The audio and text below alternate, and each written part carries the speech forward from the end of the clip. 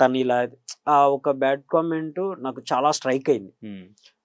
నా anger control చేసుకోవడానికి almost ఒక 2-3 అవర్స్ ఉండాలి కామ్ గా. బికాస్ అక్కడ ఉంది అమ్మాయి ఒక సెల్ఫిష్ గా ఆలోచించాడు, సెల్ఫిష్. నువ్వు తనని తిట్టు యాక్సెప్టెడ్, లేదా నన్ను తిట్టు యాక్సెప్టెడ్, షోన్ తిట్టు యాక్సెప్టెడ్. ఒక ఆడపిల్లని తిట్టే ముందు ఆలోచించాలి కదా. అమ్మాయిని తిట్టడం కరెక్ట్ కాదు, కానీ మీ తమ్ముడు డెసిషన్ అక్కడ సెల్ఫిష్ గా ఆలోచించాడు అని మీరు అనుకుంటున్నారా? లేదు ఎవరున్నా అక్కడ అలాగే చేస్తారు అనుకుంటున్నారు? సరే, సెల్ఫిష్ అని మీకు ఆ పవర్ పోవటం వల్ల అనిపించింది, రైట్?